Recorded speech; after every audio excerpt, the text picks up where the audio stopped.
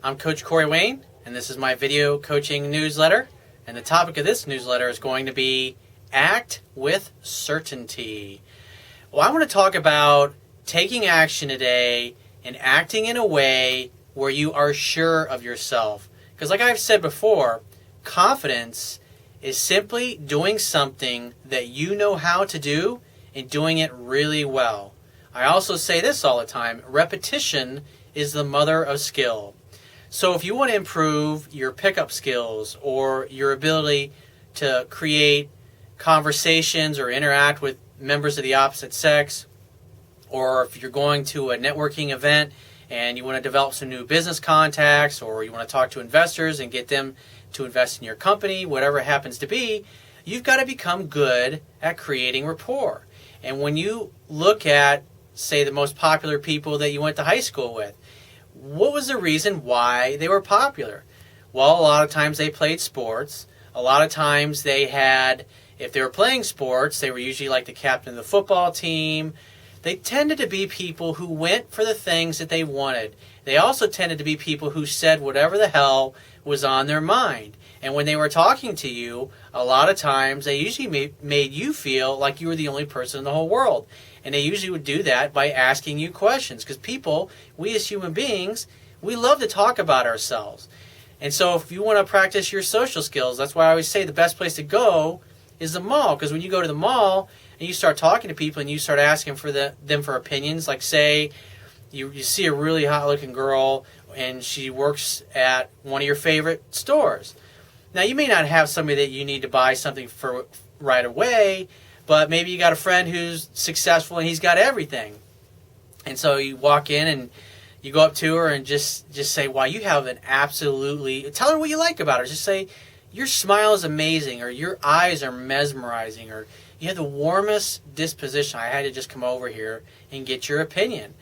I've got this friend of mine and he has everything, and I want to get him a really cool, unique, original gift. Do you have any ideas, anything that you think would be a great gift to give to somebody like that? Obviously, she's working in a department store.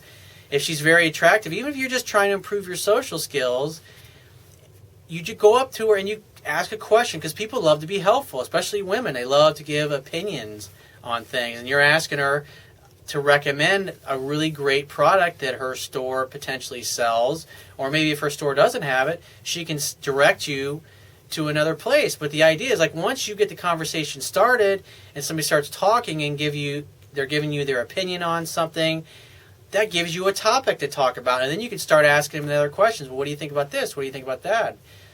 And you say, wow, really? Oh my God, you're so helpful. Or it's like, God, he's like, you're like a walking, talking encyclopedia. You can say stupid stuff like that. Just simple conversation skills, and they'll giggle and they'll laugh. And you can say simply, hey, I got to run, but I'd love to talk to you further. What's your number? And then you just look down at your phone, because when you ask girls for their number, they pretty much always say yes. So you look down at your phone with total certainty, act as if, and she starts giving it to you. So you want to think from the end.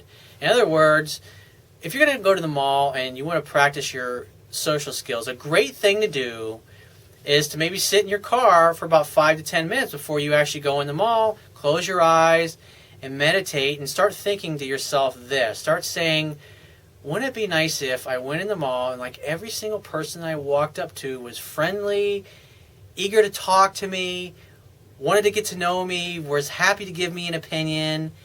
And think about those things and visualize it and feel it. See it in your mind's eye and feel the emotions that you would feel if you went through the actual experience. So as you're imagining yourself, say you walk in and you're walking up to a kiosk where they sell pretzels or something in the food court, and there's a really cute girl that's working there, or there's a really beautiful woman who happens to be the manager of that place or whatever, or there's just a hot girl standing in line. Imagine yourself walking over to her and knowing exactly what to say. Like, if you see a hot girl in line, you walk up to her and she's standing in line, you can simply say, hey, I've never eaten here. Is their food really good? And she's like, oh my God, their pretzels are to die for. Like, no shit. Like, really? Wow. What have you eaten here? What's good? What do you think I should get? That's a simple, easy openers that any human being, man or woman, will be happy to give you their opinion on it. Or if they've never eaten there, they're like, oh, actually, I know it's my first time eating here. It's like, oh, so you like the little dangerous. You like to have some mystery food. And you should giggle and laugh about that. And you say, what do you think I should get? What looks good to you? What do you think? And get her opinion. She's like, well, I'm going to get the hot dog, or I'm going to get the burger, or I'm going to get the chicken sandwich, or I'm going to get the salad, or I'm going to get the hummus and crackers, or I'm going to get the vegetable juice, or I'm going to get the French fries, whatever it happens to be, or I'm going to get the ice cream. And that creates things that you could talk about. And so the way you walked over there, imagine yourself, like I said, you're still visualizing all this stuff happening before you actually go into the mall to start practicing this, or before you go into the networking event to hit up potential investors, or maybe you're trying to hire somebody away from another company, and so you can go up and say, hey, nice to see you, how are you, how's things going, blah, blah, blah. People love to talk about themselves. It's like, so what, tell me about the company you work for now, what's it like, what do you like, what don't you like about it, what kind of things would be different. If you were ever to leave your company, what kind of company would you want to go work for, what would entice you to leave? And you can lead by questions. And you see how easy that is?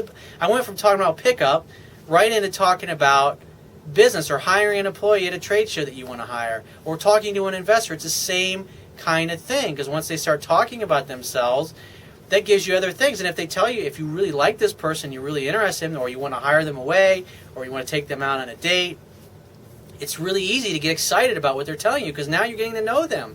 You're getting to know things about them. And that creates rapport. By asking these questions, it actually makes them feel like, wow, this guy really does care about me. They're really interested in who I am. And that creates rapport. And it makes them feel like they're talking to somebody like they've known forever. Or if you're a guy trying to create rapport with a woman because you want to take her out on a date, the vibe and the energy you're giving off, she's talking and communicating with you in a way that she would communicate like with one of her best friends, or one of her best girlfriends, or her brother, or her family member, or a guy that she just met and she's really attracted to.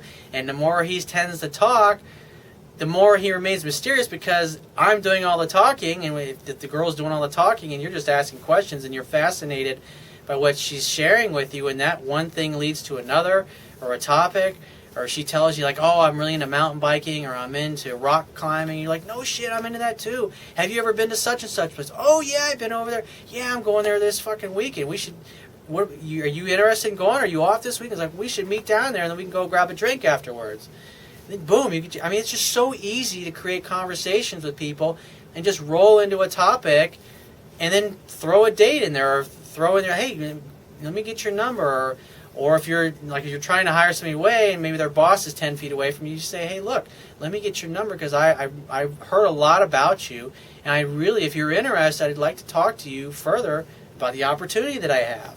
Or I'd like to talk to you about my business further, and we can talk about what I'm looking to do, or how I'm looking to expand, or I can show you my business plan, or whatever. If you just spent 15 minutes talking about them and their kids and their family, and how they made their money, or where they came from, or what's exciting to them, they feel like they've just made a friend. And nobody wants to say no to a friend. Nobody wants to say no to somebody that they like.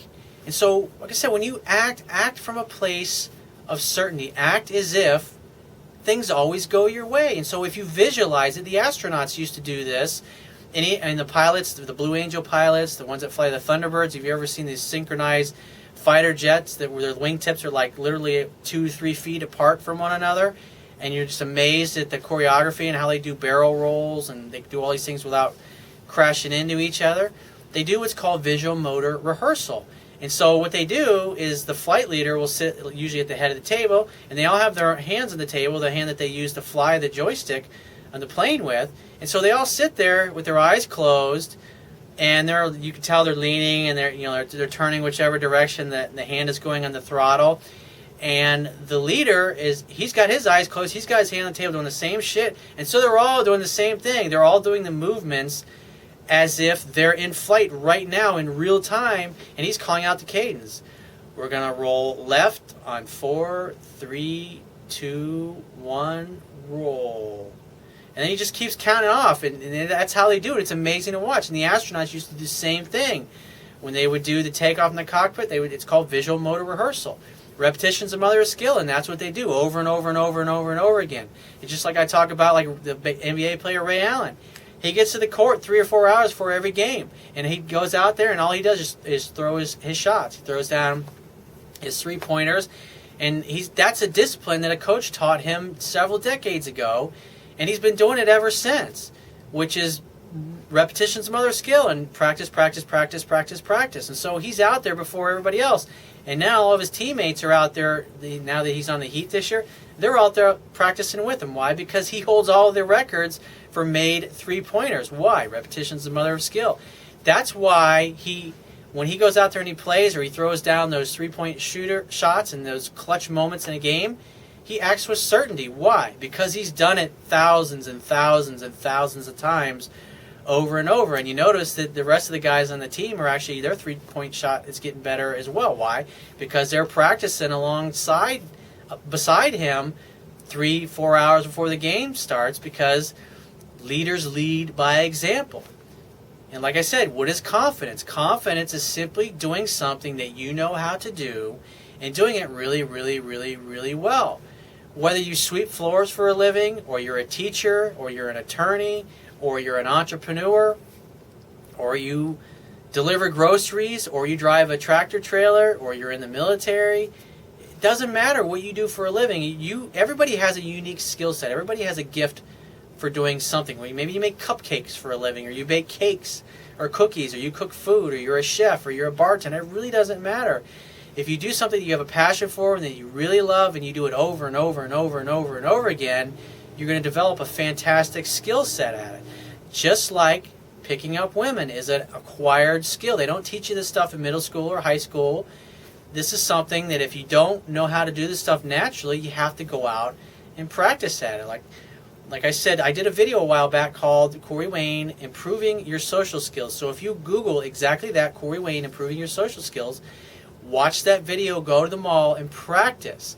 And when you do it over and over and over again, eventually you gain certainty, because you should go with the mindset of, because at the end of the day, if you ask out 100 women, most of them are going to turn you down. They're going to say no to you. Most of them are going to reject you. Same thing with investors. Remember I gave an example a few weeks ago about the guy that founded Kentucky Fried Chicken. He got rejected something like 10,000 different times over the course of 5 or 6 years. He kept going from restaurant to restaurant to restaurant. And everybody kept saying, no, not interested. And finally, after several years, he was living off Social Security. He was an old guy when he decided to do this. That's why I say you're never too old. The dude was in his 60s. He finally got one guy in one restaurant to try his recipe. And he did it, and his customers loved it. And the rest is Kentucky Fried Chicken history. But like I said, if you do something enough, eventually you will develop certainty. So if you want to meet a great girl, and at the end of the day, if you talk to 100 women, most of them are going to say no. And so, what if only 1 out of 100 says yes? Or 2, and you have 2 great dates with 2 great women. Now you got 2 girls that you can go out with on a regular basis and see and have fun with, because they really dig you and they're really into you. Maybe only one of them says yes. Think about it. It's just simply a numbers game. You have to get through the no's and the rejections in order to get to the yeses. If you want to get an investor for your company, you've got to get through the investors who are going to say no until you get to somebody that says yes. It's a very simple discipline, but it also can be very tough and very challenging. So how do you eat an elephant? 1 bite at a time. So start out small. Just like I talk in the video, Improving Your Social Skills. Go with what's comfortable and slowly stretch yourself. You don't have to go and start asking girls out the first time you do it. Maybe it takes you 6 weekends of going and for an hour or 2 a day, for a month and a half, before you work up the courage to do that. Go at your own pace and be comfortable with your progress. Just take action. Repetition's the mother of skill. You got to participate in your own rescue. Imperfect action is better than no action at all. So if you want to get my help right away, the quickest way to get my help is to book a paid phone coaching session. You can do that by going to my website, click the products tab at the top of your screen, and just follow the instructions. And I will talk to you soon.